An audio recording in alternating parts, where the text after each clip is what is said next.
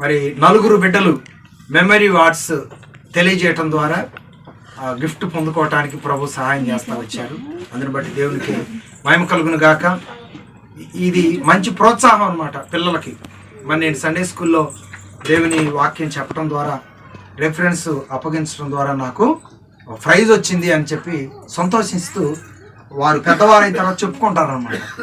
అలాగే మిగతా వాళ్ళందరూ కూడా, ఈ నలుగురే కాదండి, మిగతా వాళ్ళందరూ కూడా చక్కగా వాక్యాలు గుర్తుపెట్టుకొని ఆ వాక్యాలు అప్పచెప్పి మరి ఎన్నో బహుమతులు పొందుకోవటానికి ప్రభు సహాయం వారికి దేవుడు అనుగ్రహించాలని మీ అనుదిన ప్రార్థనలో వీరి కొరకు ప్రార్థన చేయవలసిందిగా కోరుతున్నాను. నలుగురు బిడ్డలు వెలిసిన బాబు, ఎస్తేర్ రాణి, తర్వాత రేచల్, తర్వాత క్రాంతి.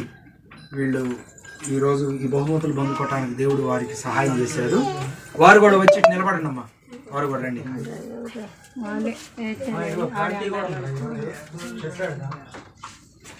మరి చెప్పిన అని వేస్ట్ అయినాయి కదా, నువ్వు కూడా ఉండవా? నువ్వు లేమనుకుంటున్నావు. ఇంకా రేచల్ ఏది? అబ్బో, వెరీ గుడ్. సపోర్ట్లు కొట్టండి మీరు. ఫస్ట్ క్రాంతి మరి ఒక 100 రూపీస్. వెల్సిన బాబు సండే స్కూల్లో మెమరీ వార్డ్స్ చెప్పడం ద్వారా ఈ బహుమతి పొందుకుంటున్నాడు. ఎలాంటి బహుమతులు ఎందులో పొందుకోవాలి, ఓకేనా? God bless you. సరిగ్గా తీసుకురా. ఓకే,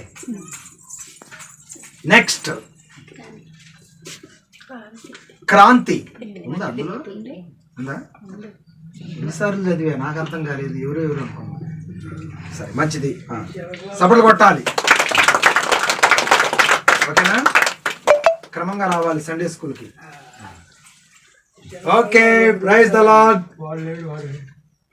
ప్రభాకర్ అండ్ ప్రమీల కుటుంబానికి ముద్దుల కుమార్తె రేచల్.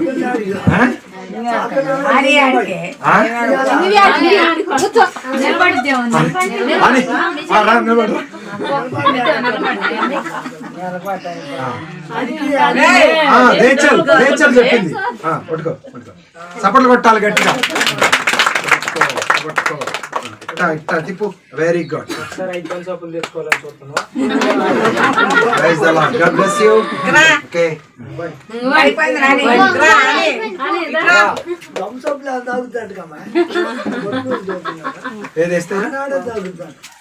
దేవుని మహాకృపను బట్టి ఎస్తేరు స్కూల్లో ఫస్ట్, వాళ్ళ స్టడీలో ఫస్ట్ వస్తుంది అనమాట. రైటింగ్ లో కానీ, చదువులో కానీ ఇంకా మంచిగా సండే